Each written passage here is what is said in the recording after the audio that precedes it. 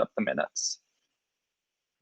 So that is started now. And we'll just wait for Anuki to rejoin.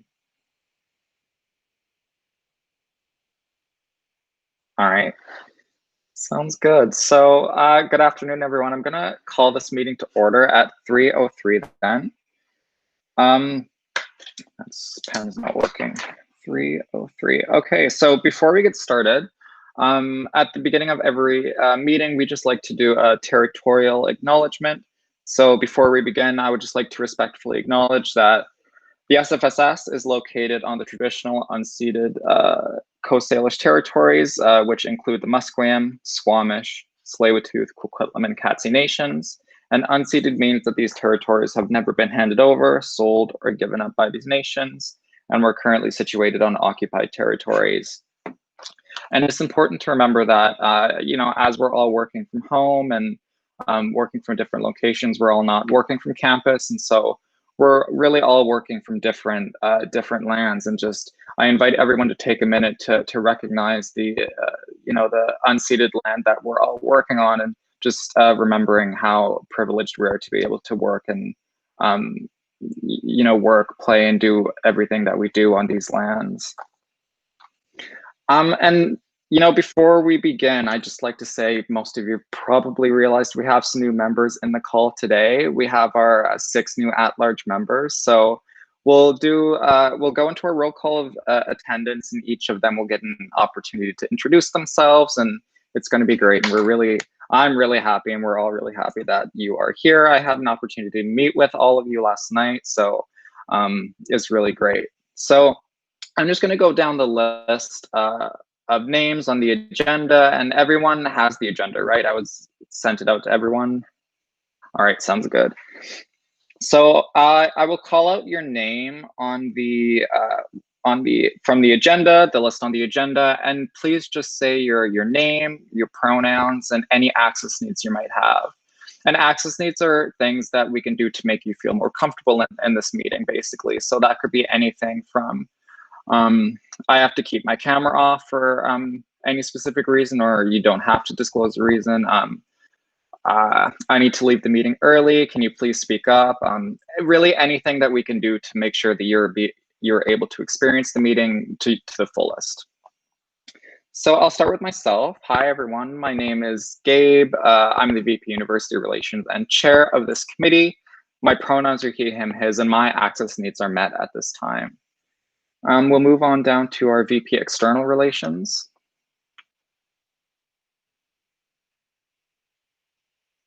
Samad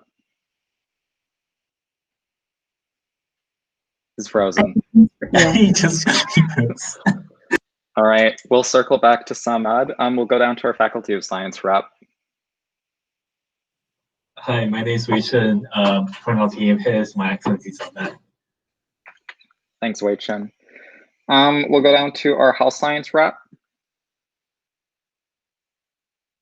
Oh, sorry, Nafoni sent in her regrets, as well as our Faculty of Education representative, Emily. She sent in her regrets as well. We'll move down to our Faculty of Environment rep. Hi, everyone. My name is Anuki. My pronouns are she, her, hers, and my access needs are met. Thank you, Anuki. For board members, we also have our president here today. Hi, everyone. My name is Asab. My pronouns are she, her, and hers, and all my access needs have been met.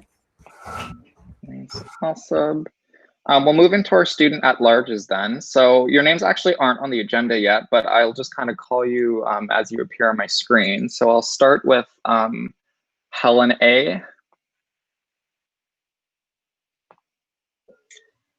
Hi guys, my name is Helen Aragi, and I'm not sure again what my name says on the screen. I tried to fix it, but yeah, my name is Helen, and my pronouns are she, her, and hers. My accessibility needs have been met at this time. Awesome, thanks, Helen. Jess?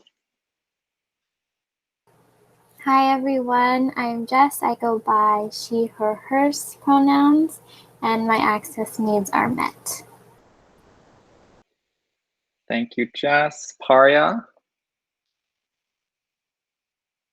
Hi everyone, my name is Paria, my pronouns are she, her, hers, and my access needs have been met. And the reason why I have my camera off is because I have my data on, so yeah. That's all good. Thanks so much. Simran? Hey everyone, my name is Simran. My pronouns are she, her, and hers, and my access needs are also met. Thank you, Simran. Samad, we'll loop back to you after this. Zoya? Hi, I'm Zoya. I go by she, her, hers, and all my access needs are met. Thanks so much, Zoya. And I think Helen, other Helen said she was going to be late. So there's that. Priyanka is not here. I don't know where they are, but we are good for the roll call. We'll circle back to our VP External, actually. Hello, everyone. Sorry for the inconvenience. It was frozen for a brief moment. So my name is Samad Raza. I'm the VP External Relations. Pronouns are he, him, his, and all my access needs are met. Thank you. Thank you, Samad. And we'll move on to society staff. And Sarah, I'm not sure if your mic is still broken or if you're... No, it's when I'm at campus and I'm using my laptop from the society. So yeah, my personal laptop works. So I'm Sarah, she, her, and hers, and all my access needs have been met because I'm on my own computer. Good to know. Thank you, Sarah. Sarah is our campus research and policy coordinator as well, just an FYI. And that's it for the roll call of attendance. So, just before I get started, I'm going to try my best to explain everything that's happening at this meeting. I know we'll be using Robert's Rules of Order a bit, and there'll kind of be a lot of jargon kind of being thrown around. So myself, and I would invite the other board members here to kind of just take a moment to explain something if it's, jargon that other people might not understand, or just if you think that you could take a moment to elaborate on what we're doing. So on the agenda, I'm going to move into the adoption of the agenda, and that's a motion. And usually motions start with be it resolved to do something, be it resolved that the committee do something. And once I read the motion, I'll ask for a mover, and anyone, you're all voting members of the committee, so you can move a motion. And then once the motion is moved, I'll ask for a seconder. And you can also second the motion. And the reason we need a mover and a seconder is just because to actually discuss a motion and to talk about adopting a motion, it needs to be moved and seconded to signify that there's actually a desire among the body to deliberate on that motion. Once it's been moved and seconded, we can have discussion on that motion, discussion related to the topic of the motion. And once that discussion is exhausted, we move into a vote. And I, the chair, myself would ask, we would move into a vote, and I would ask all those in favor and all those against and all those opposed.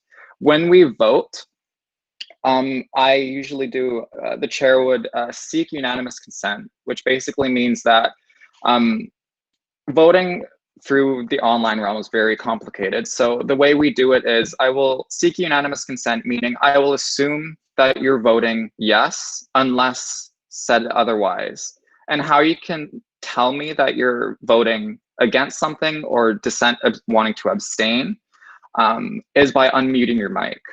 So I'll just say, okay, all those in favor seeking unanimous consent, please unmute your mic if you would like to vote against or abstain. So if you're voting in favor, just keep your mic unmuted. You don't have to raise your hand or anything. So we'll give that a whirl. I'll start with the first motion then, item number 4.1, be it resolved to adopt the agenda as presented. Is there a mover for the motion? Sure, and I should say, if you want to move or second the motion, Samad, I'm actually going to ask you not to do the hand raising, but if you would like to move or second the motion, just unmute your mic and very clearly say your name followed by move. So if I wanted to move the motion, I would unmute my mic and say Gabe moves. And then I would, yeah. So would someone like to move the motion? Just move. Jess moves. Thank you, Jess. Would someone like to second the motion? I can second. My mic is on now. Thank you. Samad seconds. Is there any amendments or discussion on the agenda? So now, because before we actually start the meeting, we have to vote on adopting the agenda as was presented and was sent out to all of you. If you wanted to bring up anything that wasn't on the agenda as was sent out to you, now would be the time to do so. Any discussion items or anything. I actually would like to amend the agenda to add regrets, because some individuals sent me their regrets after the agenda deadline. So I'm going to add a motion under the adoption of the agenda to add to ratify regrets from Emerly and Nafoni. And that, I think, unless there's any other amendments to the agenda. No. Okay, so I'm going to ask, is there anyone who would like to, well, I'll move those amendments. Would anyone like to second those amendments that were just put forward? Zoya, second. Zoya seconds. Thanks, Zoya. And is there any discussion on those amendments? I don't anticipate any. So we will move to a vote then. So seeking unanimous consent, all those in favor of those amendments that were just put forward. And I'll usually give it a few seconds, and seeing no opposition, that motion is carried unanimously. Now moving back to the main motion, which reads, be it resolved to adopt the agenda as amended. And it's amended because we added a motion. So I'll once again ask if there's any discussion, and I don't anticipate any. So we'll move to a vote then. All those in favor of the motion, of the main motion, be it resolved to adopt the agenda as amended. I'll seek unanimous consent on that motion as well, and I'm seeing no opposition to that motion. So that motion will also carry unanimously. We'll move on to the motion I just added then, which is regrets. So the motion reads, be it resolved to ratify regrets from Emerly Liu and Nafoni Modi. Is anyone able to move that motion? Anuki moves. Okay, Anuki moves. Would someone like to second? Simran seconds. Simran seconds. Amazing. And is there any discussion on the regrets? I don't anticipate there will be. Emerly had a previous family engagement, and Nafoni was feeling sick today.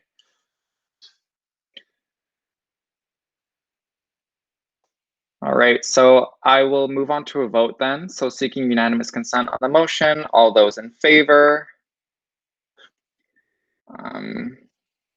All right, so I'm seeing no opposition, so that motion will carries unanimously. Amazing.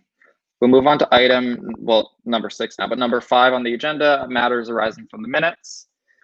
Be it resolved to receive and file the following meeting minutes from the UAA meeting on June 30th. Is someone able to move that motion? Helen moves. Helen moves. Would someone like to second that motion? Zoya, seconds. Zoya seconds. Thank you very much. Any discussion on the minutes? And we just always need to ratify, not ratify, but approve the minutes at every committee meeting. So then myself as the chair can send them to the chair of the board. So then they can get ratified at the board and posted online for all of our students to be able to see. So I'm seeing no discussion on this motion. So we will move to a vote then. All those in favor of the motion seeking unanimous consent. And I am seeing no opposition, so that motion will also carry unanimously. Okay, so those are kind of the housekeeping items out of the way. And so we have no more motions, but we'll move into our update section. So our first, so I'll back up a bit and say that every UAA meeting, we kind of have a section for different members of the committee to give updates from the different groups that we're all different all of us are a part of. And it's a way to streamline information and be able to streamline our efforts in all of our initiatives and activities here with the UAA committee. So I will ask if there are any updates from the COVID-19 coalition, and even if Samad or Asab even wants to give a brief description on what C19C is for the new committee members, if they aren't aware. Whoever wants to. Sure, I can give an update. So yeah, just for background info, the COVID-19 Coalition is just a group of undergraduate students, graduate students, workers like sessional instructors, TAs and TMs, so folks from the TSSU who kind of came together to address some of the problems that have arisen between us and the university and us and the provincial government in the light of the COVID crisis. So a lot of the advocacy coming from the coalition is about finances. So that is regarding the CSB, that's regarding tuition fees, late penalties. It's regarding exam invigilation and, you know, making sure that instructors are treating their students with compassion and fairness, and also making sure that the university is making accommodation for international students who are not eligible for CSB or CERB, and who often are left out from provincial measures or government measures for financial aid. So as I hope everybody saw, we did have our town hall. I thought it went pretty well. It was well received by students, and I think it gave us a lot of good media coverage as well, so that's a success. But now I guess the questions being asked by the coalition is, how do we get more students involved, and what are the next steps that we want to take from here on out? So I know that fall semester is coming up pretty quickly and things have changed and things are changing quickly, unfortunately not always in our favor. But a lot of, I think what needs to happen now is like student recruitment, because I think, you know, even being like on the Discord, that like the SFE Reddit Discord that they made, a lot of students appreciate the efforts, but also don't think that they're legitimate, and also are kind of like skeptics, I guess, of our efforts, and think, oh, you know, you're asking for all these things. It's so it's not sensible. It's never going to happen. But I think right now it's more of a matter of explaining to students why it's better for them to join us and to help us than to, you know, try to shoot down the efforts that we have. So it's not like, I mean, it's people who care and who want better for themselves and for their classmates, but just don't know how to get it. And a lot of that is going to be by building a bigger and stronger movement, I guess, across the university. So that's good. Those are, I guess there's not a lot in terms of updates other than the town hall. If anyone has any feedback as to how the town hall went, please feel free to share it, as I'd love to hear it. I know the organizers would love to hear it, and I'm happy to relay that information back to them. But that was the main update, I think. Unless someone has anything that he wants to add, that's all from me. No, I believe Madam President have covered everything that was there to cover. Thanks, Mr. Raza. So if I'll ask if there's any questions about that at all. If at any point you ever want to speak or ask a question, just type list in the chat like that, and it'll add yourself to the speakers list, and I will go through and call on you, and you can go ahead and speak. Yeah, any questions?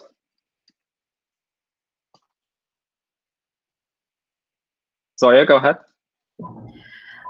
So we had the town hall meeting, and I see in one of the docs we're going to have them on a more regular basis. Is what kind of updates are you going to bring up in the town halls that are coming up? Also, go ahead. I don't know if there's any like specific plans right now to like plan the next town hall. I know that there's like interest in doing them, but as to what they might look like, I think they might look different than this most recent one. But I think as the coalition kind of like gets more ideas as to what students want to see and what's going to really get students like riled up and want to get involved, I think that'll be a good effort. So I know in the actual town hall we did mention that we were going to do another one, which kind of means we have to, but well, yeah, we'll see. Sounds good. Thank you also. Yeah, great question. Thank you. Is there any other questions? No. you. Okay, thank you guys. We'll move on from that update then, and we'll go into, pardon me, the Joint Operations Group. And I can talk about that a little bit, and also can jump in as well. But in terms of what the Joint Operations Group actually is, it is a group. It is a group of people. It's a group that's composed of representatives from 3 parties. One being the SFSS, the other being the Graduate Student Society, and the other being administrators from the university. And this group is really integral actually to our relationship with SFU, because it gives the student societies, plural, so the SFSS and the GSS, an opportunity to actually have pretty thorough discussion about some of the issues that are of mutual interest to students and the university. So lately, a lot of that has included bringing up students' concerns about exam invigilation, asynchronous learning, students' need for financial support, our students' needs for tuition to be decreased, students' desire to have the SFU team name changed. A lot of these issues are brought up at this working group, and not working group, committee, and Asab and I currently sit as the SFSS representatives on that committee, and we meet on a monthly basis. And as the SFSS representatives on those committee, we regularly report back to the UAA committee and give updates on what was discussed and get feedback from the committee members on what should be brought there to discuss. And as an update, we have our next JOG meeting, JOG for short, next Thursday. And I believe, off the top of my head, and also correct me on this, but the 3 things we put forward for discussion at that meeting were mainly around exam invigilation, the problems that students are facing right now around exam invigilation proctoring. Secondly, students' desire for the SFU team name to be changed. And more discussion around my SSP and promotion of that application, as well as, I believe, just a general discussion around mental health services at the university. Did I miss anything also? There was one more kind of joint one between us and the GSS, and it was further discussion about the university's budget carryover, as they did report the $48 million in carryover that has not been allocated to actually relieving financial stressors on students, such as tuition fees and that kind of thing. And that's quite a bit of money. So we want a more thorough explanation as to where exactly it's going and what they're doing with it. Yeah, perfect. So those are kind of the big things we'll be bringing up next week. And of course, if you had any contributions to things you would like us to talk about in relation to those topics, we would love to hear that. I also think that at various points in today's meeting, we're also talking about these more in depth as well. So we can do that as well. But Jess, you can go ahead and if you have a question. Yeah, I was wondering whether or not the discussion around having the final exam dates later on posted, like what UBC does, is that a discussion that you guys will bring up, or is that it kind of came out of nowhere for a lot of us? I agree. Yeah, Asab, do you want to respond to that? So the good thing is, for the meeting, it's like an hour and a half long, and we've blocked off 30 minutes just to talk about academic problems.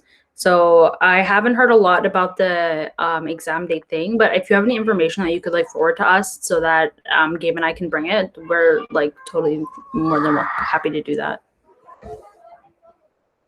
Yeah, for sure. Thanks, Asab. And I agree, that really came out of nowhere. And that's really something new that I'm actually still trying to figure out when the heck this happened and why it happened. And I only learned about it in my capacity as a student senator at the Senate Committee on Undergraduate Studies last week. It really kind of hit me upside the head. It was quite shocking. But yeah, of course. And I'm really glad, Asab, to hear that we have half an hour blocked off for that. Usually what happens at JOG meetings is that we have something really important to talk about, but because the agenda is so rigid, because we usually have so many things to talk about, we usually have 5 or 10 minutes to talk about one item, and we end up feeling very rushed, and we don't really get our points across as much as we want to. So 30 minutes is an eternity to me right now, so that's really great.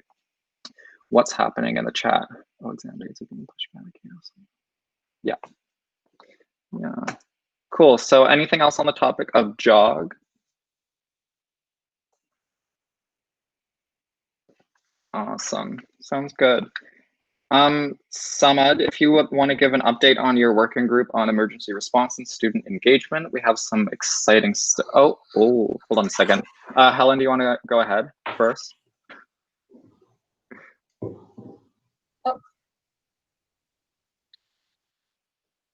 Is my mic, is it working? Can you guys hear me? Yes. Okay. So I was just wondering in terms of pass or fail, I know that that option is no longer available for this semester, but I'm wondering if this is a topic of discussion that you guys talk about, because I know a lot of students are actually stressed out about, the circumstances, situations. They would like to have that back. So I'm just talking about also the quality of education. I feel like it has gone down ever since we have moved to remote means of teaching and learning. I know, like, for my classes, like, they use lectures that were like posted 2 years ago, so they're not like regularly posting themselves, posting new content. So I know that the quality has decreased a lot. So I'm just wondering if that's also a topic of discussion. Yeah, that's a very good question. Awesome, you can go ahead and respond if you want. Yeah, I'm with the piece around pass fail. Unfortunately, I know that we did address it around the end of spring semester, before and around the beginning of summer semester. But essentially, what we were told by the university was that now this time around in the summer, students had a choice as to whether they wanted to enroll or not. So they essentially knew what they were getting themselves into, which of course is not a good explanation at all, because students don't just enroll in courses for fun. They enroll in courses because they have to take them. That was really disappointing, but we didn't really press on that one a lot more, as we didn't feel that the university was going to budge because the semester was about to start anyway. But on the topic of the quality of education, that's one that we've been pushing really, really hard through social media, in person, at these meetings. And it's one that we're not going to stop pushing until they reflect the decrease in educational quality with a change in tuition fees, or at the least some kind of financial accommodation for students, and an admission that the quality of education has decreased. So unfortunate answer for the first half, but for the second half, it's something that we are working on and will continue to work on. Yeah, thank you, Awesome. Awesome. So we'll move back to Sama then for his update on his ERSC working group. Thank you, Mr. Chair. So I do have quite a lot of update for everyone here. So let's first start with number of applications we have received for the program itself. So I have the. Oh, Samad, hold on a second. Do you want to give a brief explanation on what that working group actually is before you go into an update? Sure, why not? So ERSC. ER stands for Emergency Response. SC stands for Student Engagement. This group was created on the idea that in midst of pandemic, we need to have a working group that can come up with a quick response to things and provide solution on it and recommend solutions. So first thing which we did was we realized that a lot of students are having food security problem. That was like even before pandemic.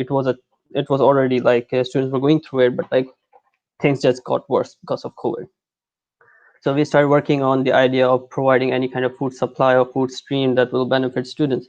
On that, we started working with SFU, Tara Flynn from SFU, who is a civic coordinator there, and then we built a food hub program here. Second thing is student engagement. Student engagement is really important for mental health, and because of everyone is in isolation, it's affecting a lot of students and not doing any good for their mental power here. So right now we are working on some kind of game show nights, which we can do weekly or bi-weekly basis. We can provide students with interactive online engagement where students can play games and win prizes, some kind of game show that board members can host and or be part of as a guest or something, which will also increase interactivity between the board itself and the community. So the idea here is to not only provide educate support to our students and our membership, but also to bring board closer to the members itself. So that's what we are trying to do. That's the idea, at least, behind it.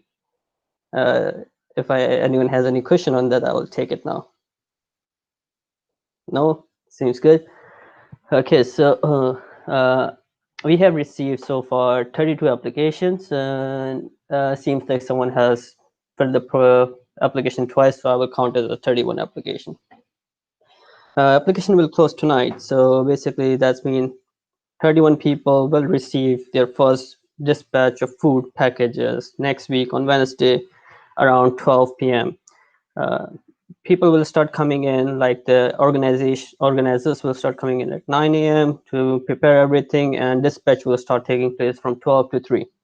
There won't be any kind of dispatch afterwards or before that. We are taking care of all the social distancing and health codes just to make sure that no one gets infected or there is none of the health concern raises later on.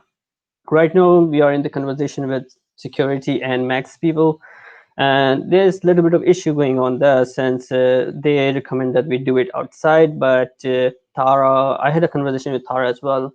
We both think it's better to do it inside. We don't want a student to feel ashamed or have some kind of concern on their dignity that, oh yeah, they have signed up for Food Hub. Look at them, like standing outside, lining up outside, and people are just walking by and says like Food Hub going on. We don't want people to feel ashamed, so that's why we want to do it inside, and that's why we are pushing for that. We will take care of like the main concern that security is raising is like how many people are going to be inside, and it's basically social distancing rule.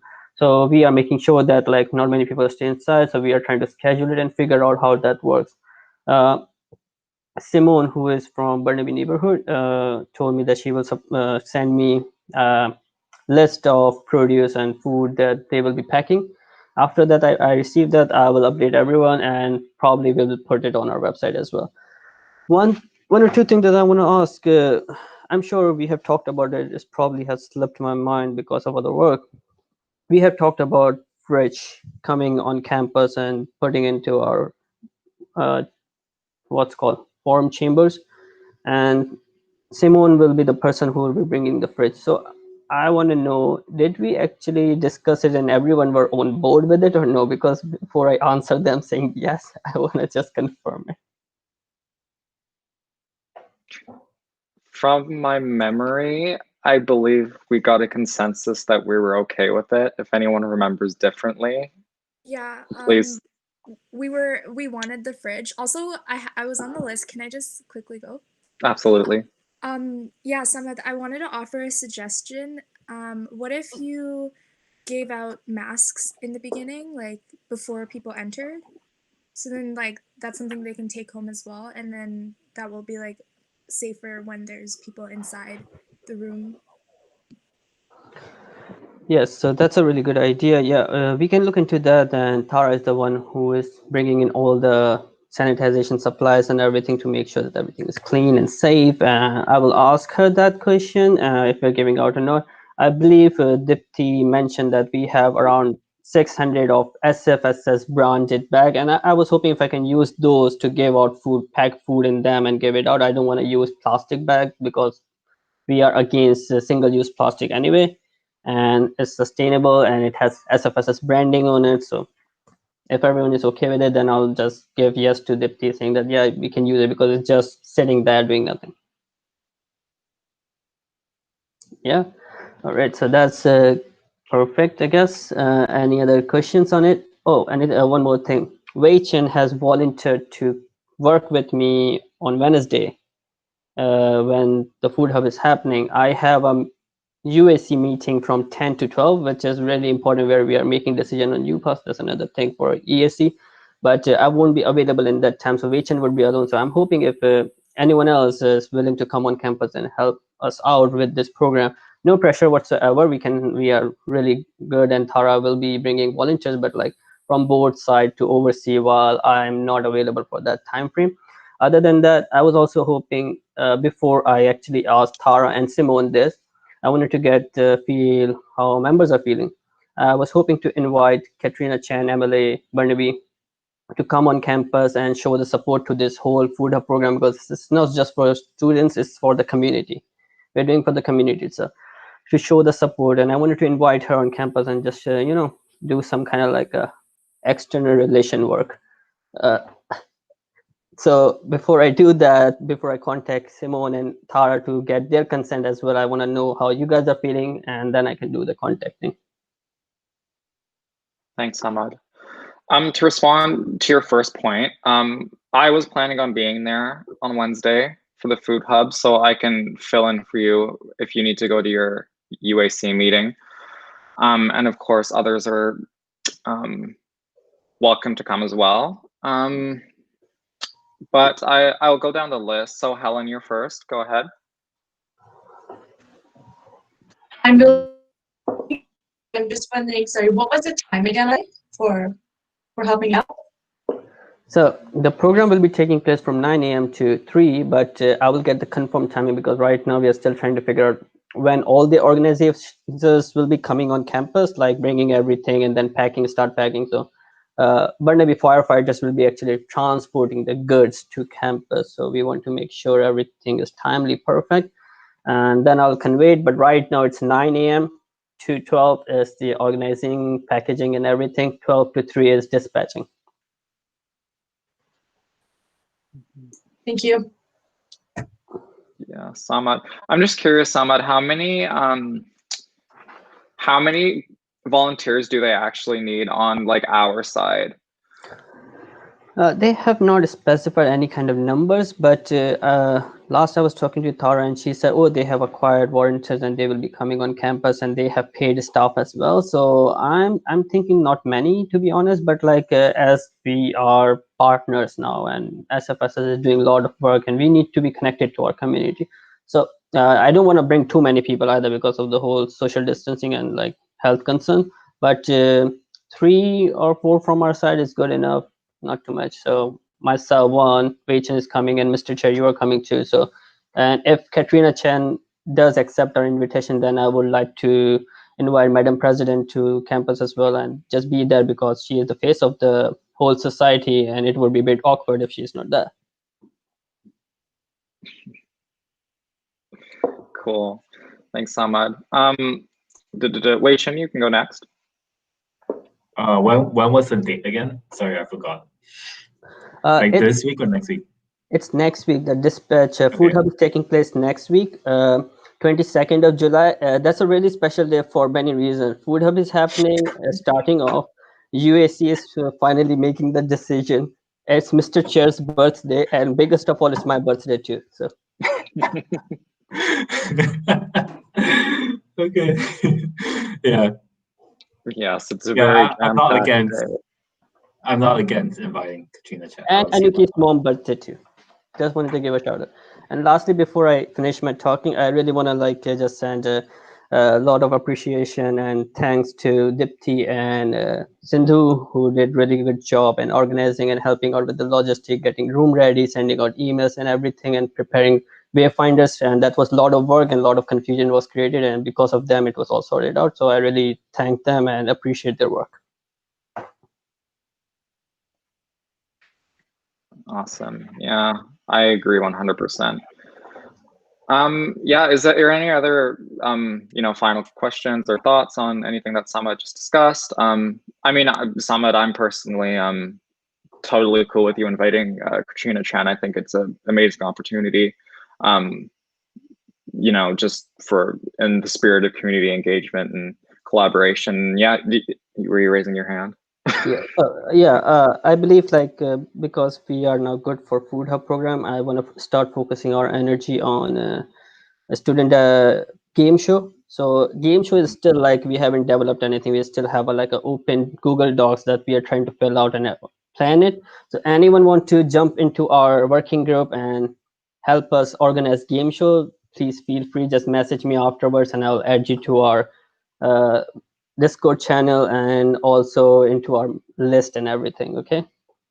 Thank you, Mr. Chair. You just reminded me of something very important.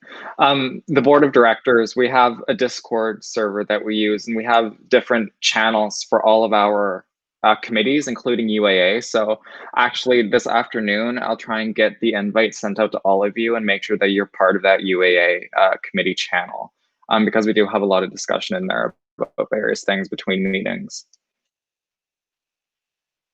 I almost forgot about that. Thank you for the reminder. So I think we can, unless I missed anyone. No, oh, it's Anuki's mom's birthday too. Cool. Anyway, we'll move on. So thank you for the update, Sama, and thank you for the questions. The next update is about the town hall, but I think we already talked about the town hall kind of under the C19C update. So unless there's any additional conversation around the town hall, which was amazing, of course. No, okay, I think we're safe to move on from that one. So we'll move on to 6.5 then, and this is the working group on anti-Black racism, and Nafoni isn't here. So Anuki, are you able to talk about that? Cool. Yeah, can I go ahead now?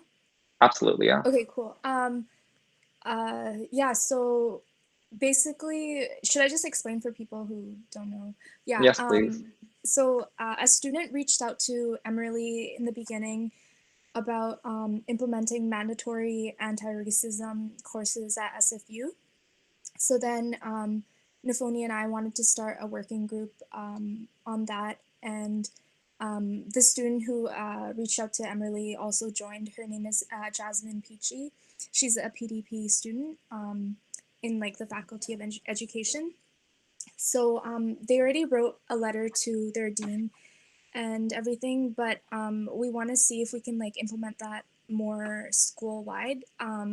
But in our recent meeting, we decided instead of like recreating that wheel, we want to see what other universities in Canada have been doing. So I did put in a work order, and Sarah is doing that research, and we also found a student who did a petition from University of Toronto, and Nafoni reached out to her, and I reached out to the board, like the student society at U of T, but none of us got any replies back yet, so we might just send like a follow-up email or something. Yeah, but basically we want to like sign on to whatever universities are already like working on, and then see if we can like implement that here. Yeah, also, do you want to go ahead? Yeah, I just wanted to say, if you're having trouble reaching people from other student societies, there's like a Facebook group chat full of like different student society presidents and stuff that I'm in. So if there's a particular person that you want to reach out to, just let me know and I can try to connect you with them. Yeah, please, because I emailed her and she didn't reply. So can you please do that? I guess I'll just message you about that. Sounds good. Okay, thanks. Awesome. Thanks, Anuki. Is there any questions around that? Jess? I know for a mentorship program that goes along with VAS and SER, student engagement and retention, anytime we hire onboard new mentors, or even if they're returning, they go through the Canvas courses that helps them with EDI training. So that's mandatory for them to actually complete their role. As for incoming students, they go through the SFU 101 course, which does have a little bit of EDI equity training in there, but I'm not too sure to how, because it's so, like they would go through it passively.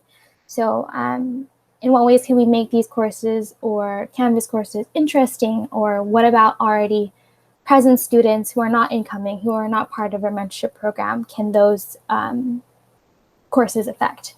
Yeah. Can I directly respond? Yeah. Yeah.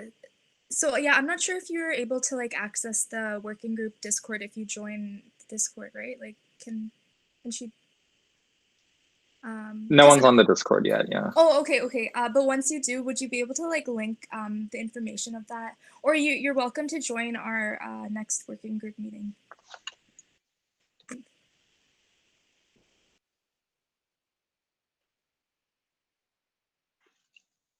Oh yeah, okay. Sorry, I was literally just writing down in my planner to send you all the Discord link, but Wei-Chin did that already, so.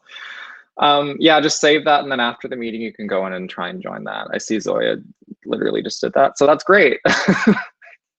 But yeah, on Anuki's point, you all are absolutely welcome to join the working groups meetings. I think that some of you probably have an interest in that as well. And under our Discord, we have a channel for that, so you can kind of coordinate those meetings there. So yeah, on the topic of anti-racism, so not to do with Anuki's working group, but on this topic, Asib and I actually met with someone from Career Services, and we on the topic of stopping Rcmp recruitment on campus, and it was definitely a first step kind of meeting. There was at a bare bones level desire to want to move forward with finding a way to stop Rcmp recruitment on campus. There are a few things that were brought up that was stopping them from doing that outright. And it really comes down to a lack of a university policy around the Rcmp to actually enforce something like that. So at a much higher level, that's going to be something that probably needs to go through the SFU admins. And the way that we're kind of planning on doing that right now is there's a group that's run by student safety, the student safety committee. And I sit on that committee as a SFSS representative, and it usually meets quite infrequently. The next meeting is scheduled for October, I believe, September or October. But what we're trying to do is schedule a meeting much sooner, because obviously something as significant as stopping Rcmp recruitment on campus, we believe that's a lot more time sensitive for just simply for the safety and well-being of our racialized students on campus. So we're really trying to push that through, and just to let you know that that's underway. All right, if there's no more discussion on this update, I'll give it a few seconds, we can move on. No, okay, sounds good. So we'll move on from that then. We'll head into our discussion items then. And we'll start with 7.1, which is COVID-19 academic advocacy and potential summer 2020 COVID-19 survey. Now, I have kind of a lot, this is a very broad discussion item, so there's a lot that I'd like to talk about here. So just as kind of as a bit of for a bit of background, up until this point, our COVID-19 advocacy has taken a lot of forms, and it really started at the latter half of the spring semester well, Asib was still on the board last year when she was health science representative, and she really initiated the first SFSS COVID-19 survey that collected a bunch of quantitative data related to how students' experiences in the latter half of the spring semester impacted them financially, academically, pardon me, and mentally. And we really use that quantitative data going through the summer semester to establish the demands that we've been bringing toward the university. And as well, kind of in our online campaign, we created a number of online infographics that we've been using to really signify that the facts that students are experiencing don't have access to adequate Wi-Fi, that they don't have access to a space where they have zero distractions and can focus solely on their schoolwork, a place, the fact that COVID-19 has impacted them negatively financially. So we've been really using that as the backbone for a lot of our advocacy up until this point, and bringing those demands that we formed from that data and bringing those to the various channels that we have available to us. So of course that includes the Joint Operations Group, that includes the Senate. A number of us here, in addition to our role as on the SFSS, we're also on the SFU Senate, which is separate from the SFSS. I'm on the Senate, Samad's on the Senate, Asib is as well. Nafoni, who's not here, is also on the Senate. So we've been using really what's at our disposal to really to bring these points home, and that also includes social media and literally wherever else possible. If someone is walking down the street and they look like they would listen to me, I would talk about it with them. So but nonetheless, we're still experiencing many problems, and unfortunately it seems like we're kind of going in circles when it comes to a lot of these issues. Heading into the fall semester, something we're really trying to to bring forward, bring this concern forward is around the implementation of asynchronous learning. Thank you, Samad. And for the fall semester, asynchronous learning is on the rise. I'm seeing that a lot, and I'm sure you've encountered it during course planning, where you've kind of seen it says this course is taught partially asynchronously, lectures asynchronously, tutorials asynchronous. Pardon me, I said that incorrect, but you kind of get what I'm trying to say. That's on the rise, but it's still not up to the levels that we're really hoping for. What we really want is a university-wide policy around asynchronous learnings, and not just like a blanket, okay, y'all can't do anything live. Like, there needs to be a bare bones plan as to what instructors can and cannot do. That's still flexible and is respectful of the diverse learning methods that studying habits and learning habits that students have, but also still recognizes concepts like the academic freedom of instructors, which they've really been using as an excuse to basically say, screw student rights. So yeah, anyway, so asynchronous learning is one of those issues. And the second one that's really, really prevalent right now as we're coming to the end of the semester is exam invigilation and exam proctoring. And this was an issue right at the beginning, as soon as remote learning started in the latter half of the spring. And it really, the same concerns that happened how many months ago? It's June now, it was March. I can't do math in my head, but it's been a while. They've had a long time to really hammer out these concerns and create solid, actionable items to act on these student concerns, but we're really not seeing that.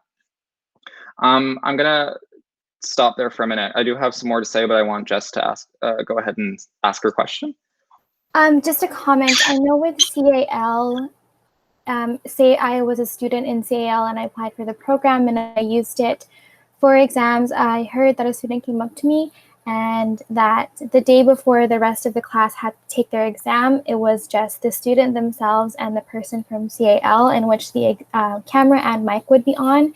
So I think that this might be the committee with disabilities. I don't know if something is on our end, but thinking about CAL and those students with disabilities as well as something for exam hardship. Yeah, of course. Absolutely. Thanks for bringing that forward. And just remembering too, like, of course, this impacts many people, and including students with disabilities. And I think that's one of the main reasons we're trying to look for other non-traditional forms of examinations, because it's really becoming an accessibility issue, not just a privacy issue, but an accessibility issue where certain marginalized communities on campus are experiencing barriers to their education that they wouldn't have received otherwise. So yeah. In terms of, like, the answers we've been getting to these questions, just recently I asked questions around why. Again, as a bit of a backstory, we were kind of under the assumption that if instructors were to use exam proctoring or exam invigilating software in their course this semester, that students had to be made aware of that before the withdrawal deadline, so that if students weren't comfortable using that software, they had time to withdraw. However, what's happened now is they've kind of drawn a clear distinction between what's invigilating software and what's proctoring software. And essentially what that is invigilating software is software like Proctorio or ProctorU that records you and is a third-party software. That is not allowed. If it's any form of recording, it's been ruled out. Exam proctoring software, however, is things like Zoom, BlueJeans, BB Collaborate, simple video conferencing software where your instructor or your TA or TM can observe you as you write your exam, but you're not being recorded. And I think that's where they're focusing their argument on right now, is that students aren't being recorded, so it's not breaking any privacy legislation or policies of SFU, which is not the concern of students at all. The concern is around accessibility and it's around privacy. It's downright creepy. It is stressful and anxiety inducing. If you're even remotely suspected of cheating, you will be called out and it will eat up at your time writing the exam. You might be requested to do an oral examination instead, which is even worse. So these kind of arguments that they're throwing forward just aren't really legitimate. So in Samad, you can go ahead, sorry.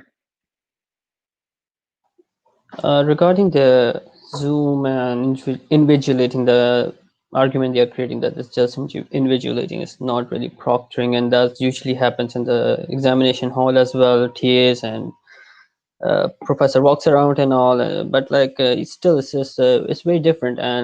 And TAs and professor walk around, that's the thing, walk around. They don't really turn on your and look at you through camera like a creepy person, because if the camera light is on while you are doing exam, that is no doubt is going to take your attention. It's like gonna distract you from all. And I was talking to Jennifer, I'm not sure if she mentioned it in an official board meeting or not, but I was talking to her and she told me that her friend went through this whole invigilating thing, and professor actually recorded it without actually telling students, and then he sends email to her saying like, oh, there's something behind you which he thinks suspicious, so he's going to send it to another committee who can decide if it was cheating or not, and they can decide if you are receiving your grades or not. And that's I thought that's very weird thing to do. First, like, you did not tell a student that you will be recording. Second, you recorded, and then you're accusing a student of suspicious behavior as such without having any hard evidence. It's like there's so many red flags there, and university have to like provide a better guideline. You cannot be like, okay, instructor can deal better with their course and they know better about their course. Okay, yeah, we totally agree, they know better about their course. A professor experienced in finance can teach finance better, but we are not talking about teaching finance, we are talking about conducting class. There is a difference in that. So they have to understand that we are talking about how to conduct a class and how we can make it fair and accessible for students.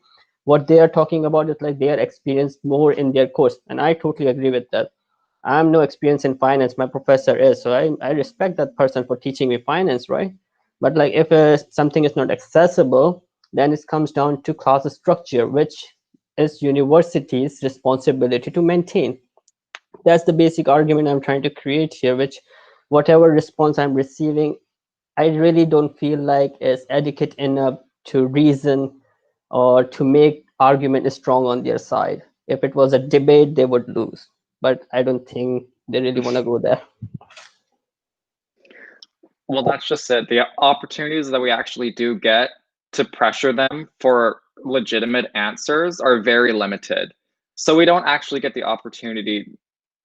real opportunity to put real pressure on them on the lack of a proper argument.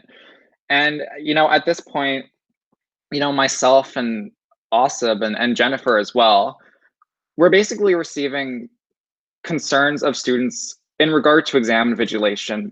We're receiving those concerns basically on the daily. Students asking us, what do we do? I don't feel comfortable with this.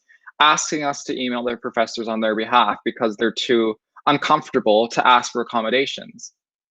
And you know what, that's actually key right there. The university says students can ask for accommodations if it's an accessibility issue, if it's a privacy issue.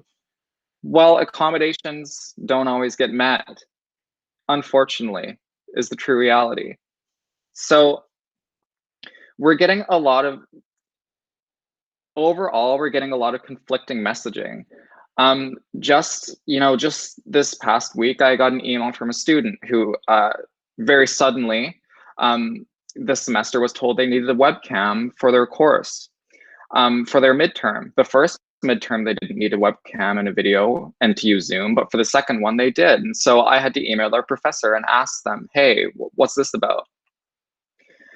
And it's very important to note what the university is saying here and what this instructor is saying to me. The university on their end is saying, the instructors know best how to lay out their evaluations and how to test the student's knowledge of the course, the teachable, the course content. But this instructor basically said to me, I'm just following the procedures that the admin is telling me. So really, this is kind of more at a departmental level. So there are either two things happening here. One, the professor is lying to me, or two, there's just conflicting messaging happening here where students don't understand what's going on, faculty don't understand what's going on, and admin doesn't really want to do anything about it. So, you know, it's important, you know, to recognize here where their arguments are lacking and how we can use that in our campaign. And I mean, we can continue to ask these questions at places like JOG or Senate, and we will continue to do so as long as we have the ability to do so. But, you know, specifically, you know, a point that I wanted to bring up, and I realize I'm talking a lot, so I want to get some more discussion happening here. But a specific question that I asked at Senate was around students' needs for asynchronous learning. And one of the data I used to back that up was the SFSS COVID-19 survey that was conducted at the latter half of the spring semester. And what the response was basically an attempt to invalidate the results of the survey, because John Driver, who's the vice president academic of the university, said to us that survey was conducted. What exactly did you say? The SFSS survey was done as we made the transition to remote learning and was conducted in a very rapid and confusing time at the end of the spring semester, which in some respects is correct. It has guided us kind of in our advocacy efforts in the summer, but now we kind of need some data to back us up in the context of the summer semester. So we've had these discussions at a board level, but I wanted to bring it to this committee too for kind of a more in-depth conversation, because my intention is that going into the fall semester, we really want to have a strong centralized campaign regarding the issues that students are facing and what the university needs to do to remedy those issues. And so if we're using quantitative data that they're just going to continue to invalidate, then I think it's worth, for the legitimacy of the campaign that we want to run around COVID-19 academic advocacy, to conduct another survey in the context of how remote learning, and more specifically the university and their instructors' conduct, has impacted their quality of education over the course of this semester. And so my plan is, and I hope everyone here was able to fill out that survey when it went out at the latter half of the spring semester, but my hope is to use some of the same questions from the original survey to be able to compare, okay, what were students feeling then and what are they feeling now? I predict that it will probably be much worse, in all honesty, than the results we got in the spring. But in addition to some of the questions that we're going to ask again, I would like to ask, you know, some questions more in the context of the summer semester. So I would like to actually kind of go over some of those questions with you guys and see if I can get some feedback on that, because I think it's very important that we get the questioning right so that we're presenting this correctly to students. But before I do that, I just want to ask, because I did speak for like a solid number of minutes there, if there's any questions or comments, if anyone would like to jump in.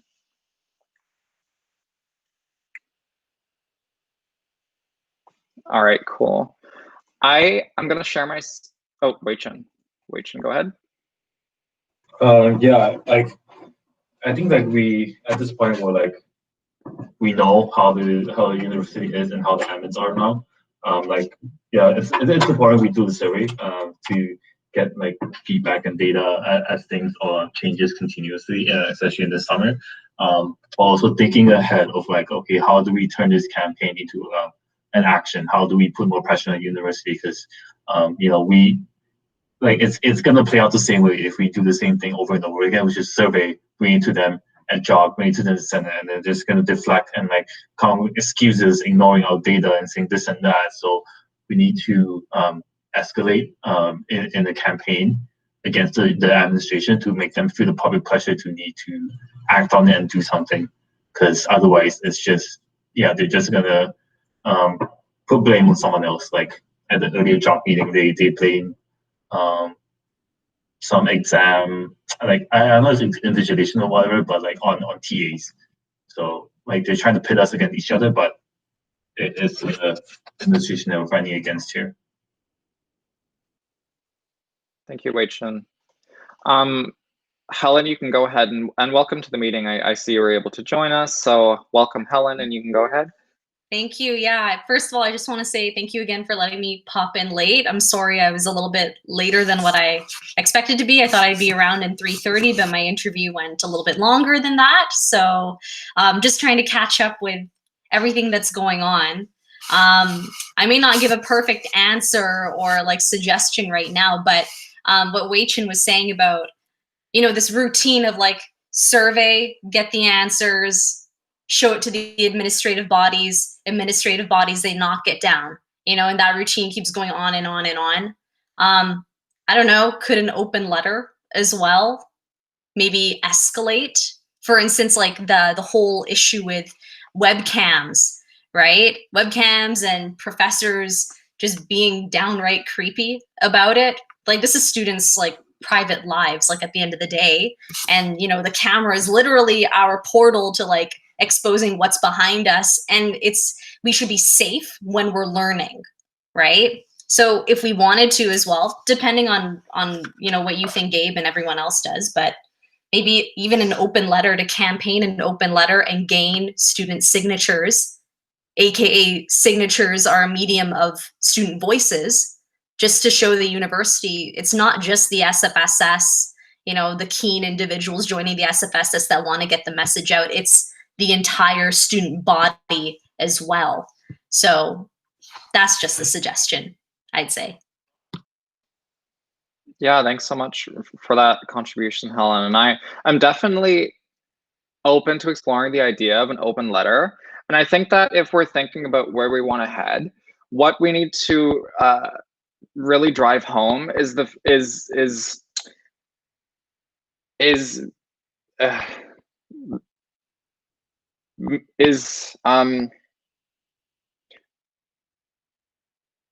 collecting data in whatever form that demonstrates the fact that the quality of education has gone down.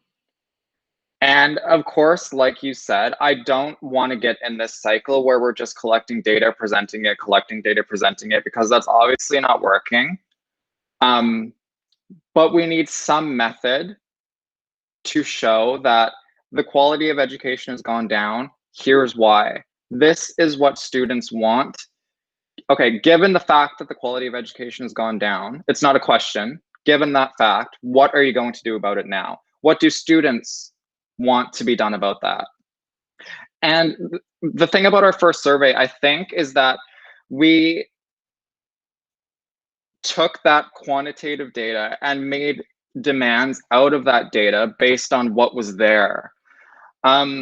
Now, what we need to do is make sure that we're actually heading in the right direction, right? What if we're fighting for asynchronous learning? What if we're fighting for, you know, to ban exam invigilation? What if these are things that students actually have differing opinions on? Who knows? That these things could have changed over the course of the last semester, and that's something I think that we need to explore. But overall, we just need a way to prove that the quality of education has gone down, and we need action now. basically. Yeah.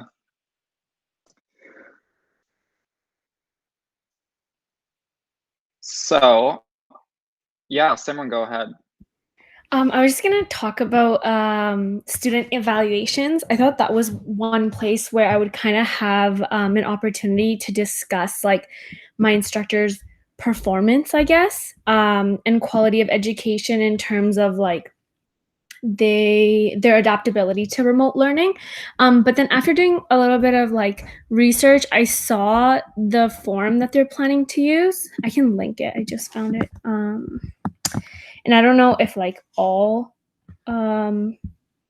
instructors are supposed to use this, but there's one question and it asks, overall, the quality of my learning experience in this course was very good, good, fair, poor, or very poor, but there's like very little space to discuss why, I guess, the quality of learning, like why you think it's good or whatever decision you choose to make. And I'm kind of disappointed because from personal experience, I've had professors this semester say that a lot of what I feel like was a little bit of like disorganization. So posting lecture slides sometimes like 2 days before our midterms and stuff like that. They kind of said, well, you know, it's remote learning. So of course, things are going to be behind schedule, which would be understandable for like a one-time occurrence. But since it's like becoming a pattern, I and like other students in the class are definitely concerned, and we feel that if we're being held accountable to adapt to remote learning so fast, I think faculty should be held accountable as well. But yeah, I'm not really sure if anyone has any thoughts on that. Yeah, I'm just reading this right now. I haven't actually had a look at this before, but what I will say is, and just as I'm reading it right now, I will say that wording really does mean everything. And I see here that this wording is quite heavily biased and not in favor of students. There's not a lot of leeway here to actually talk about the impacts, the negative, you know, just everything. Yeah, there's just not a lot of leeway to talk about the concerns that students are facing, the things that the professors have been doing wrong. This is just kind of a lot of, you know what, in all honesty, when I look at these questions, I don't really see these questions in the context of COVID-19. This really just looks like another random course evaluation that could have been done at any point in time. So yeah, I'm disappointed too in these questions actually, and I'm very curious, and I think it would require further exploring to see like if everyone is doing this. Maybe this is because I know at the end of the spring semester they didn't do any kind of professor or TA evaluation, so I wonder if this is kind of replacing that. Yeah, thank you for sending that though. That's really helpful. Yeah. So at this point, I'm gonna share my screen because I want to show you something. And I sent these documents out this morning, and I mentioned. I think someone else is on the list, no? Was he? Someone, is it Helen? After Simran? Oh, Helen, yes. Yes, my bad.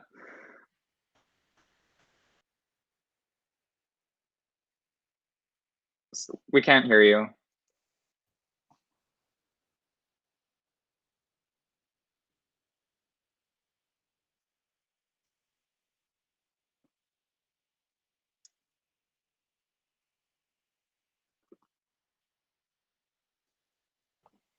Is it not unmuting, or is she frozen? I think so. I'm sorry, guys. I feel like there's something going on with my microphone. Yeah, it just doesn't seem to be working very well today. But did you want me to talk after, Gabe, or did you want me to Please go ahead bring up now. my points now?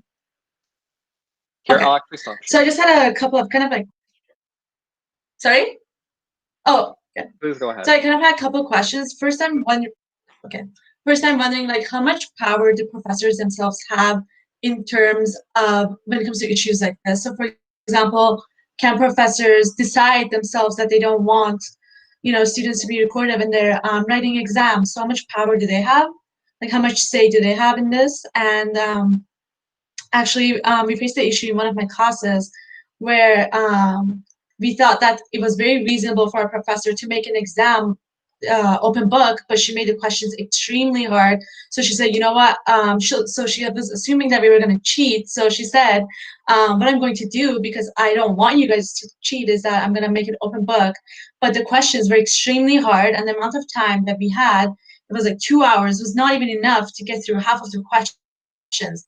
They were long, lengthy, super worded. So I think it's kind of unfair that we're kind of getting punished because of what's been happening. Like, it's not really the students' fault that, you know, they can't do multiple choice because they assume that we're going to cheat, that they're, you know, wanting to make it an open book, and that's not our fault. So I feel like we shouldn't be punished for something like that. So I'm wondering if maybe we could bring that to the discussion somewhere. And also, I know that students are more comfortable if it's kind of anonymous. So I was thinking maybe like a petition or something like that, because I know last time when we did the petition for pass or fail, there was so much engagement and people were like tagging their friends. And then I know we got a lot of signatures on the petition. So I'm not sure if that's just a suggestion. Maybe we could use some sort of a petition to get our point across. And I feel like if it's anonymous, students feel more comfortable, because I don't think they want to get directly face to face with their professors, because they think that, you know, the professors might end up being biased towards them. I don't know. So those are kind of my suggestions and my ideas, but yeah. Yeah, I can address some of those. So in terms of, you first mentioned how much power do profs have around these type of issues? And the answer is, like, short and sweet, a lot. Because right now, what SFE was saying is professors have the freedom to conduct themselves essentially however they want in their courses, of course, within existing SFE policy and, of course, privacy legislation. But other than that, when it comes to the way they evaluate and format their exams, their course as a whole, there really isn't much regulating that layout. It is unfortunate in that situation that the prof went out of I'm not sure if the course went out of the professor went out of their way to use a non-traditional form of evaluation, which is great, but made it extremely hard in a way that would intentionally bring students' grades down.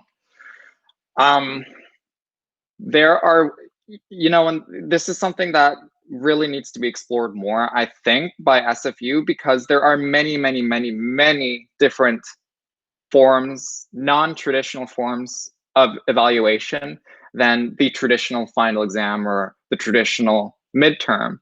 And what's happening here is that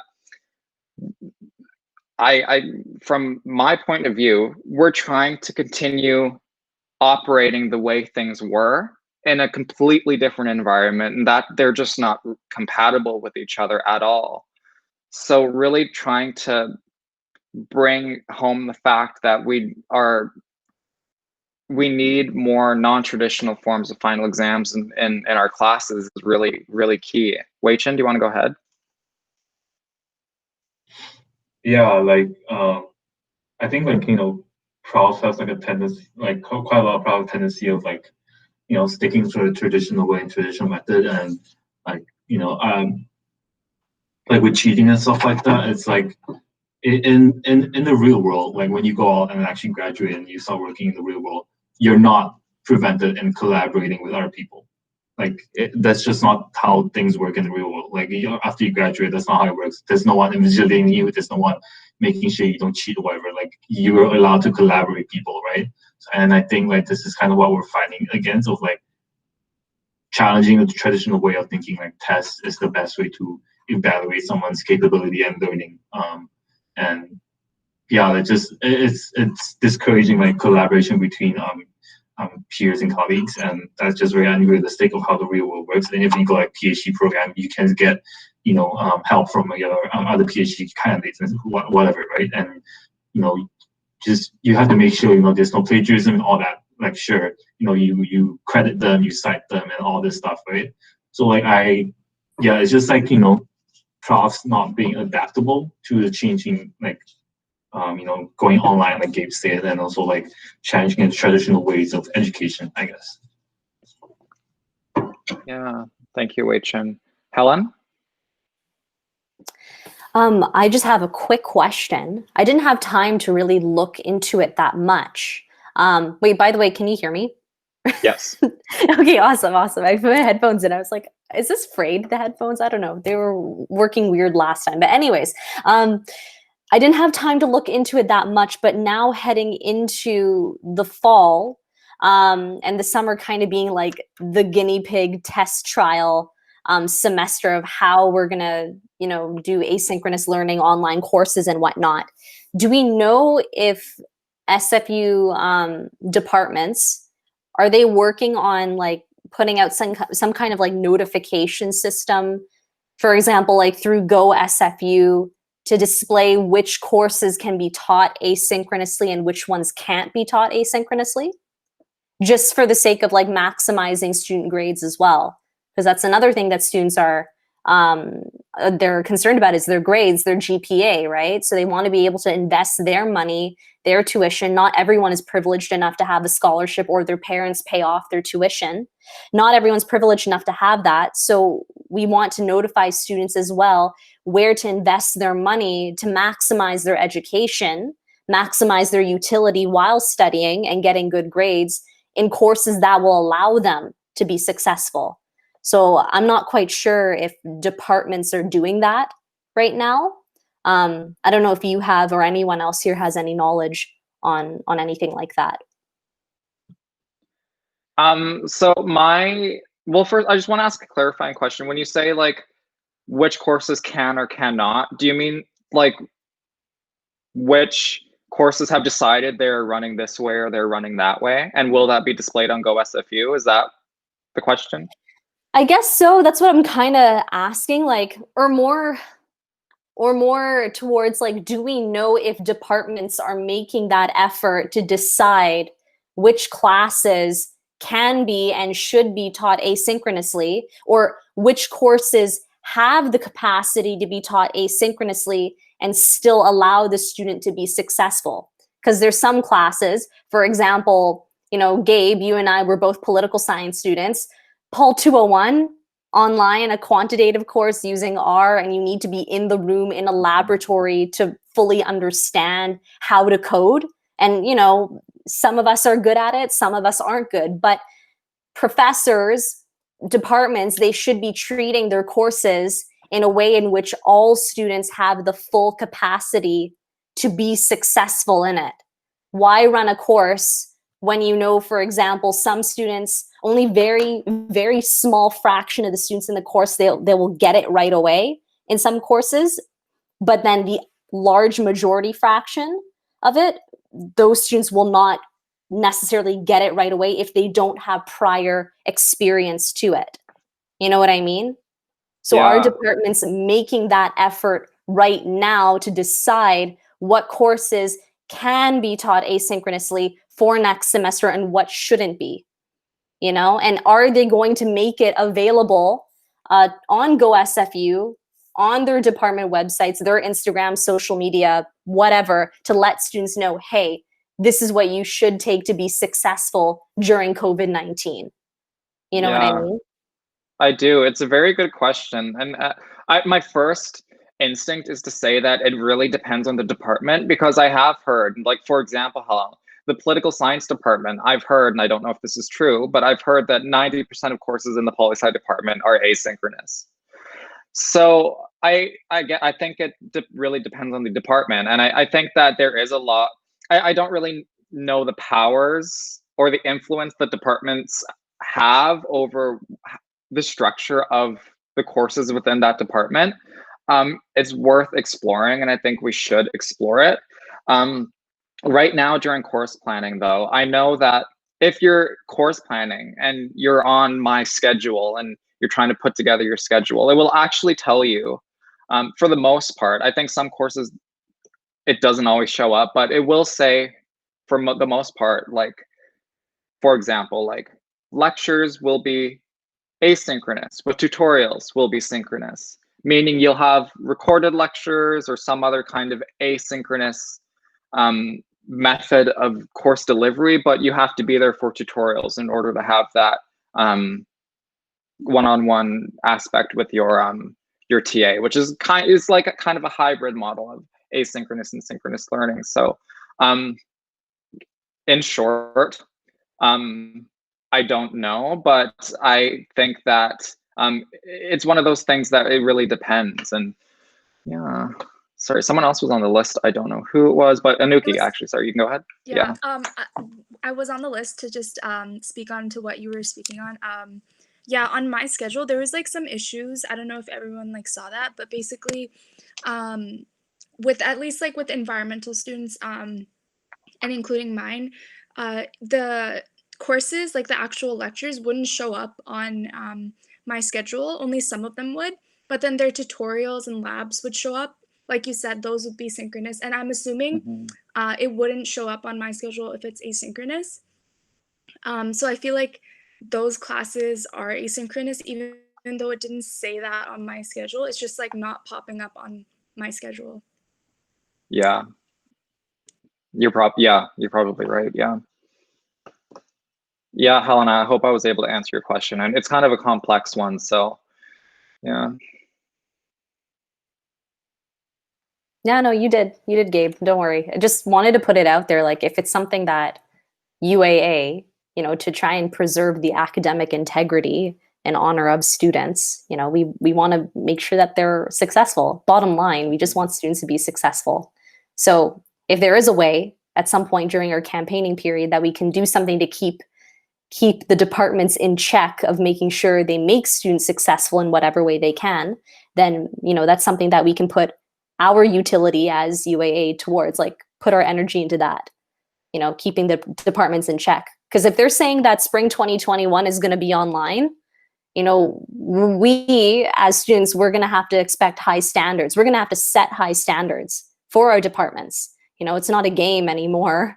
You know, it's not child's play or anything like that. This is serious. This is our futures on the line now, right? Yeah, well, I think that when it comes to what the university is basically saying, it's that these decisions are in the hands of the instructors. That puts a lot, we really know now where we need to focus our attention. That's really more at a departmental level. And I think that if we can work, we might even start working with groups like student unions, faculty student unions, even departmental student unions, and groups like council to try and get the word out and get student unions part of that departmental level advocacy.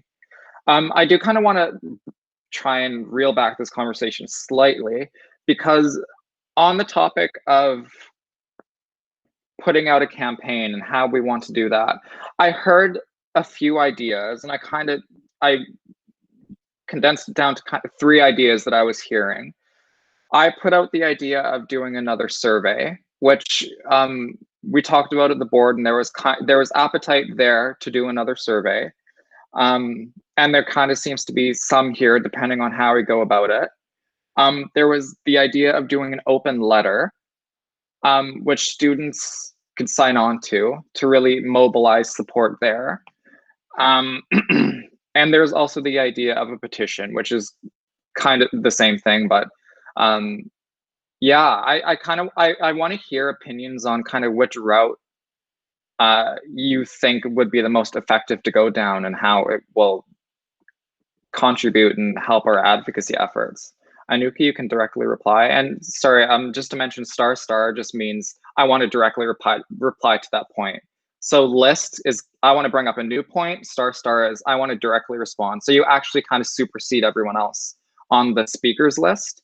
But don't abuse that power, because I will call you out. Anuki, you can go ahead. Yeah, so a point was brought up earlier. I don't know if your name is Mansoor. That's Helen. Yeah, oh, okay, Helen. My bad. Yeah, and you brought up how students like to keep their keep anonymous.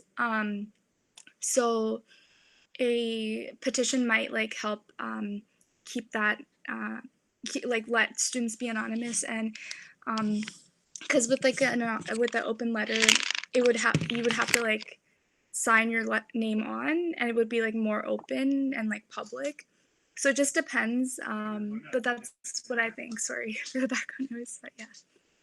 Yeah, Wei Chen? Yeah, I yeah, I don't know how like a petition with like anonymous signature, like how would that work? With like, because petition is like meant to show like the amount of support the letter has. So like if you make it anonymous, I'm not sure how you like if we have like 1,000 signatures, how do we show that we have 1,000 something signatures? Like numbers we can like fabricate, right? It's like you just can like, oh, like you made that number up, like there's no signatures. But with names it's a little different. So it's like yeah, I don't know, like in my opinion, I think like if students are afraid of like you know punishment from their professors or whatever, I think like they can come forward with that. And like I think like a petition is like we have the point is to have numbers and to have a voice, so that a unified voice, so that you know even if like we get punished, like we have a lot of support behind it, and that like we can call the professors out basically. And like yeah, it's within our right to criticize and like you know petition and all that. Yeah, so sorry, Wei Chen, if you had to lean one way. Say what? Like in terms of doing a petition, an open letter, or a survey, you kind of seem to be leaning more toward the petition. Yeah, like well, I think with like a petition, like it's powerful because it shows individual signatures and like we all signed on. But with an open letter, it's more sort of like maybe DSTUs and SFSS and council. So I think both works.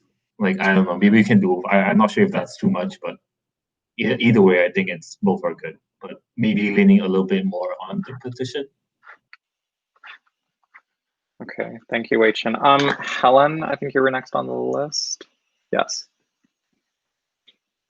Sorry, I actually meant to put star, but so basically I experienced this kind of like firsthand in my class. So again, there is conflict within one of my classes at the moment. And a student in our group chat brought up the idea that, you know, we should write an email to this professor saying that we're not happy with how the class is running and just that we weren't provided enough time and her questions seem way out of line, kind of talking about the issues. But everyone was in for the idea. They're like, yeah, oh my God, like we all agreed, this is not okay, blah, blah, blah. But when it actually came to having our name on the bottom of the email that we were going to send to the professor, almost like half the people backed out because they weren't feeling comfortable with this professor directly seeing their name being associated with this strongly worded email. So I think having like a petition would eliminate this kind of like issue where it's kind of anonymous and also it's more interactive, because I saw last time the numbers I kept on checking for the pass and fail petition. That was, I'm not sure who kind of like brought that idea forward, but it was very interactive. People were tagging their friends, and then like the board was out there. They were sharing it on multiple platforms. I know I was sharing it because, you know, I'm just like, whatever, it's just a petition. So everyone, the numbers kept on increasing. So I feel like it was way more interactive than having like an email or a letter sent to the department.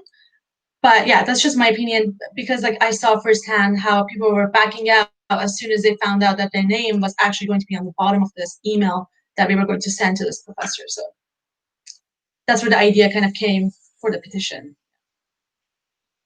Yeah, that's very valid points that you bring up.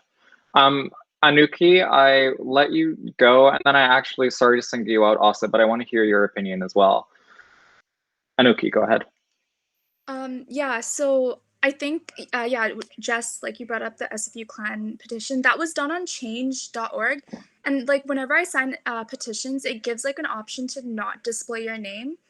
So I think that, like, I don't know how it works and if it actually like makes my name like not appear or not, but I always like end up clicking that anyways. So that might be an option. And like the thing with the letter is, like, no shade, Wei Chen or Simran, we're writing a TMX letter and that did take like a long time.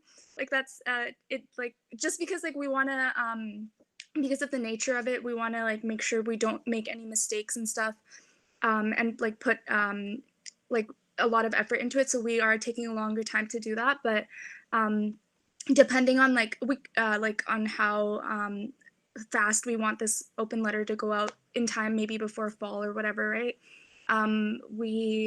It might be a better idea to do a petition with like time, considering time. Mm-hmm.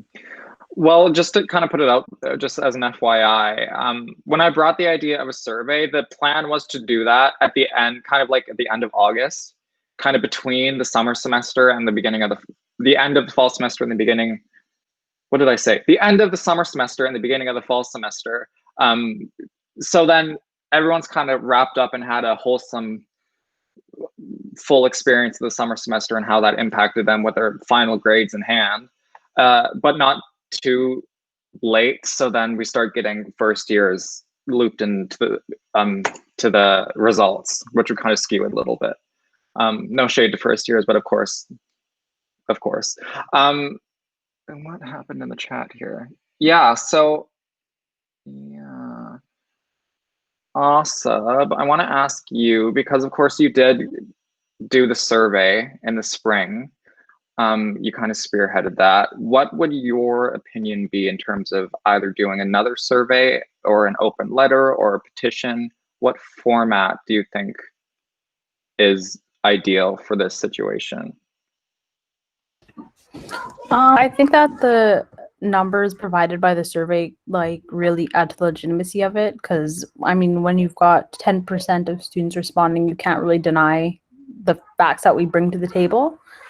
Do I think a petition and open letter still could be useful? Yeah, I don't see why we wouldn't be able to maybe combine between having like the survey go out and do an open letter. But I really think that a survey is an important piece, because I don't think we would have even, I don't know how far we are now, but gotten as far as we are without having those numbers to back us up. So I think it is very helpful. Yeah, and I think that when it comes to the open letter and petition, it's kind of like an all or nothing thing where you have to agree to everything that's listed there. And the thing is that students have had different experiences, and they might have a certain opinion on asynchronous learning, but have a different opinion on exam invigilation or whatever else has to do with remote learning. So in that way, the survey kind of really gets specific on certain things, and it really breaks down the numbers that way. And something as well, I think that could be important for a second survey is that the first survey didn't really focus on aggregating, is that the right word? Dividing up the survey in terms of like faculty. It was kind of just the entire school. So I think that by having some kind of option around like what faculty are you in, that can help us really break down the data. Anyway, that's my thoughts. Helen, you can go ahead and directly reply. Helen, I also, just as a question, is Sophia is Sophia Paho your last name, or is that your middle name and your last name? I'm just curious. So absolutely. So actually, I was just going to bring this up right now, and I was just going to tell the whole UAA committee, because we have two beautiful Helens here, myself and Miss Madame Helen Aragi here. Sorry if I said your last name wrong. But I just want to let everyone know here, for UAA committee meetings or in any other time where myself and Helen are in a meeting together, you can refer to me as Helen S. Sophia is my official middle name. Pahu is my last name, but Helen P, like Helen P, like, I don't know, it just sounds off to me. Sure, sounds good.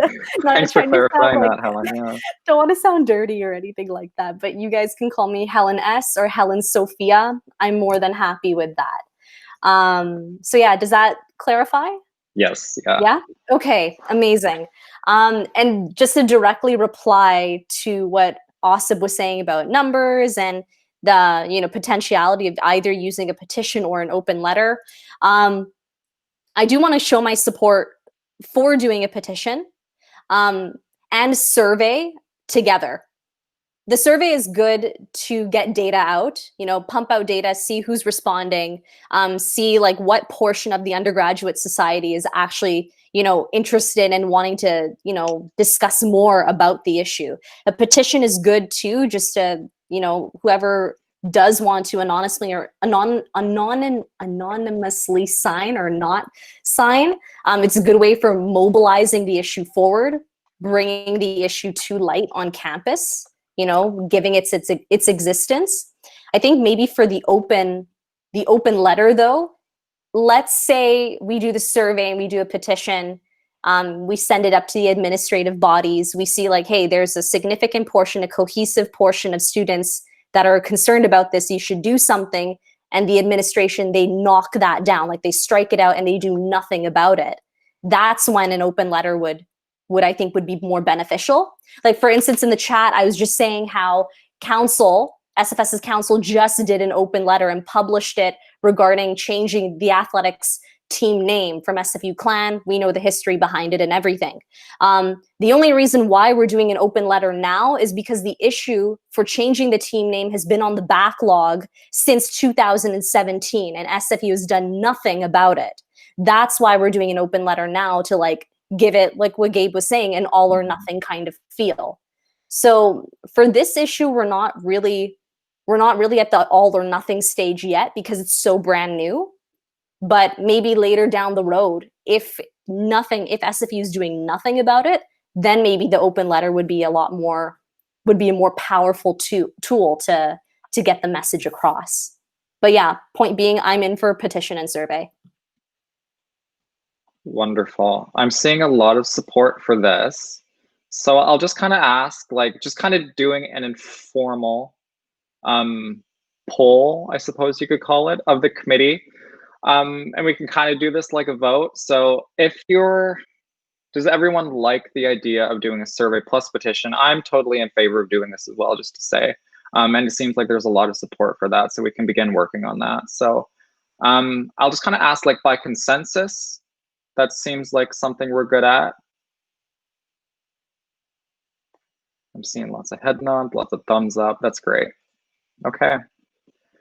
That was a really good discussion, guys. I'm glad that I brought this here because I think we have a solid plan. And I'm going to also bring this to our communications coordinator and our, of course, you know, Sarah as well. I keep forgetting to bring Sarah into the conversation, but do you have any opinions on that as well? I know you might be able to help out with that.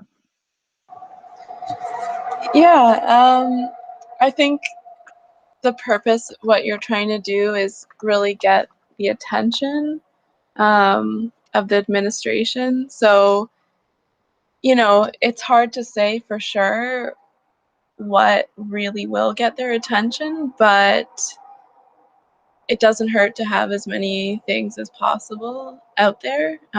It's kind of clear that we've done a lot of the research, we have the data to back it up, and it's not exactly being respected necessarily. So if you can get a survey with a bit more feedback, this one did fairly well, but if we can get a little bit of a better turnout, I think they might see that as something that they respect a little bit more, because that's just the nature of how SFU is. Yeah, for sure. 100%. Yeah, and one of the main concerns with the first survey they had as well was the fact that only 10% of SFSS members actually filled out the survey, which in reality is a very big number. It's higher than our elections turnout. Usually only around 5 to 6% of our members vote in our elections. But nonetheless, of course, as much turnout as we can get is better, and it really legitimizes our cause. So some action items to take out of this discussion. I have been drafting some survey questions on top of kind of the same ones that were used for the last survey. And it's really kind of getting more specific into the context of the summer semester, really trying to, you know, we used the last survey to craft the demands that we've brought to the university so far. Now I want to ask specific questions around, okay, given the option, which format would you have for your courses? Given the, you know, things around like exams and have you felt uncomfortable? Have you had a situation where you've needed to escalate to a department chair or dean? How has that worked for you? All of these things that are very specific to the context of the summer semester. So what I think I will do is continue working on those.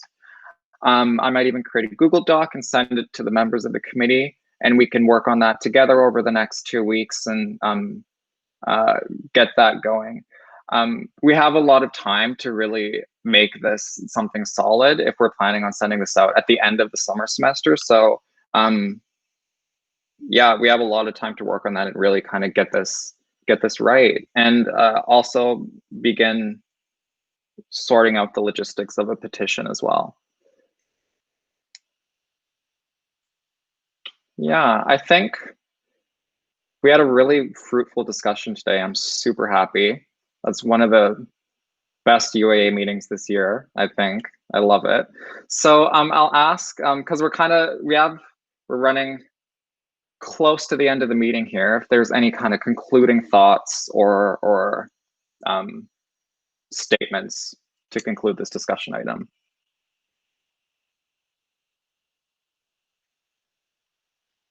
Cool. So I'll call the question on that then, and we'll move away from our discussion items then. So I would just like to, before we move into adjournment, just mention that the next UAA meeting will be at the same time 2 weeks from now, July 28th, Tuesday, July 28th, 2020, at the same time, 3 p.m. to 5 p.m. And just as a point of information, this committee meets at a bi-weekly basis, so you can expect to meet every 2 weeks. And in terms of, this will be the meeting time for the summer semester, but of course the summer semester is coming to a close. So once the fall semester starts, of course, we're all students and our schedules have to revolve around courses. I will send out like a when to meet, and we'll figure out, or a let us meet or a doodle, and we'll figure out what the best time for all of us to meet is for the fall semester. So just to put that out there for all of you to know. So we'll move on from that then, and we'll move into adjournment. So we need to, as a committee, vote to adjourn. So I'll put out the motion. Be it resolved to adjourn the meeting at 4:49 p.m. Does somebody want to move that motion? I will move that motion. Helen S. moves. Is there a seconder? I can second. Anuki. Anuki seconds. Sounds good. I don't expect any discussion on adjournment, so we can move to a vote then. All those in favor, seeking unanimous consent on the motion. And I'm assuming Helen's just unmuted and she's not dissenting. Okay, sounds good. So that motion carries unanimously then, and the meeting is adjourned. Bye everyone, thanks so much. Bye. Bye. Bye.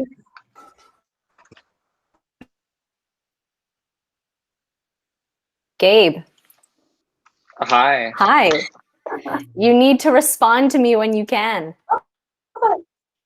Respond to which? To my messenger. I messaged you back. Did you message me? Yeah. Oh, I didn't see that. That's okay. That was No, yesterday. I know you're busy, so it's all good. Don't worry about it. I just wanted to see, like, when are you good to start talking about oversight, and how am I going to chair, and how am I going to balance my life out? Of course. So I am free to meet Thursday. What time are you thinking, perhaps? Okay. Give me a second here. Oh, I'm going to stop the recording. So, well, okay.